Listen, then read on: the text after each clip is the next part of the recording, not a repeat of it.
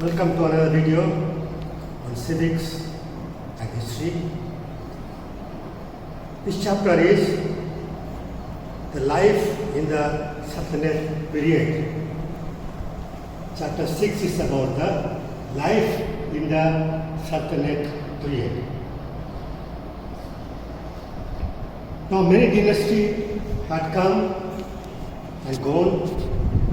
Now how people living in the Sultanate, that we can see. So in the society there are four groups of people. In the Indian society there are four groups. Aristocrat, they were noblemen, rich men, kings, princes. The second one, priests. Priests were there of both religions. Brahmins, they had Brahmins from Hindu religion and ulemas from Islam. So when the religious matters appeared, they came together and sorted out the problems. The third one is townspeople, people who live in the town, like merchants, artisans, and so on, traders. So they lived in towns, and peasants, they lived in village. They had to pay the heavy taxes, and they were engrossed with many social issues, social cycles, like child marriage, parda system, no widow marriage, no education for girls, and women, and so on. So the society is comprised of the three whole groups: aristocrat, priests, townspeople, and peasants. Now the administration. There are four kinds of officials who handle these things in their administration. First was Diwane Wizarat, is to concerned about the finance. Second, Diwane Risalat, he was concerned about the religious matters of the kingdom. Third one, Diwane Urj, he is concerned about the military matters. And the fourth one, Diwane Insha, he is concerned about the royal correspondence in the kingdom. So there were certain ministers were called Wazir. Prime Minister was called Wazir, and judge was called Qazi, and paymaster was called Baksi, and overall in charge was Arij-e-Malik. So these four kinds of ministers were running the government. Now let's go to religion. In the Sultanate period, life in the Sultanate period.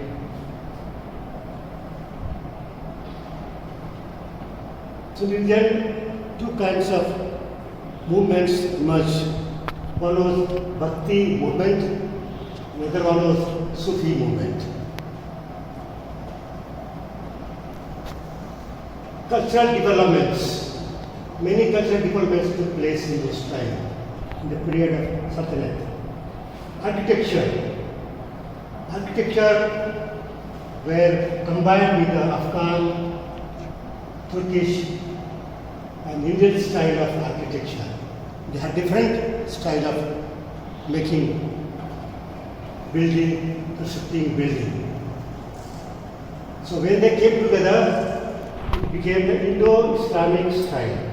So all these styles and techniques of Afghans, Turks, Indians, when they merged together, when they fused together, they gave a new style, new technique of making buildings.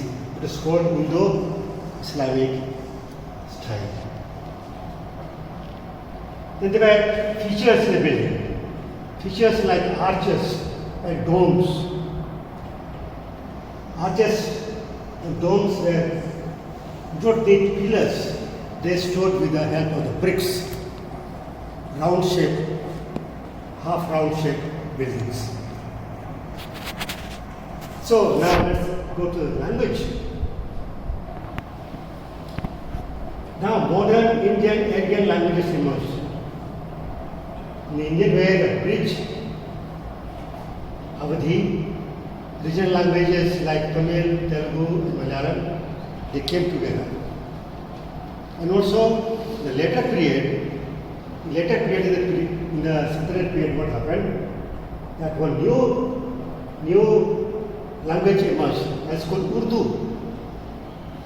It was a mixture of Persian and Hindi. So when they came together, they gave rise to a new language. Urdu means camp, military camp, army camp.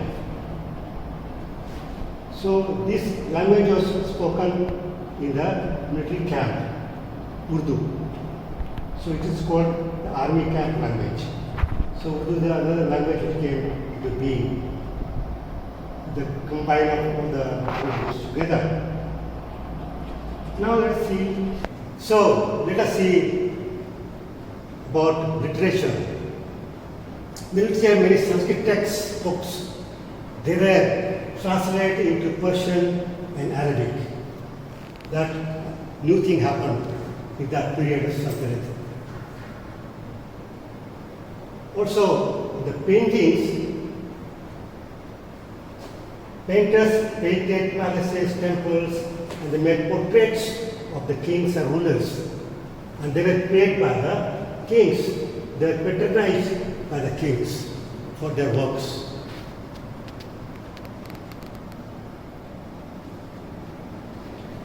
Now let's see the music, what happened to music.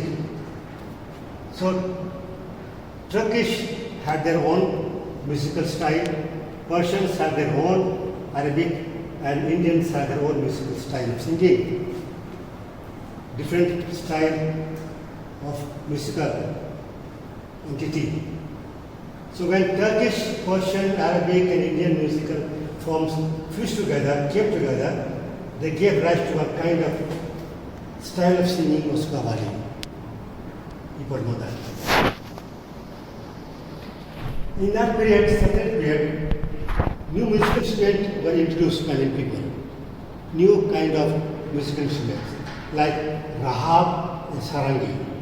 They were the creation of the period of that time by Turkish, Persian, Arabic Indians.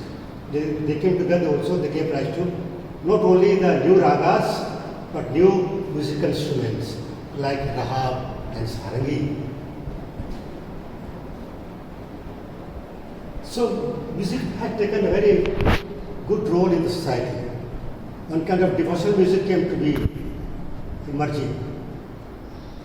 So devotional music was popularized by these movements, Bhakti movements and Sufi movements. So these two movements were the cause of giving rise to devotional music in the time of Sultanate period. So many things happened in the life of Sultanate period. The society, administration, ministers, religion, language, governments, literature, paintings, music, they came together and they gave rise to a new way of culture, new culture which is called composite culture in India. That's what happened. The life actually changed in the Sultanate period for the better. Thank you.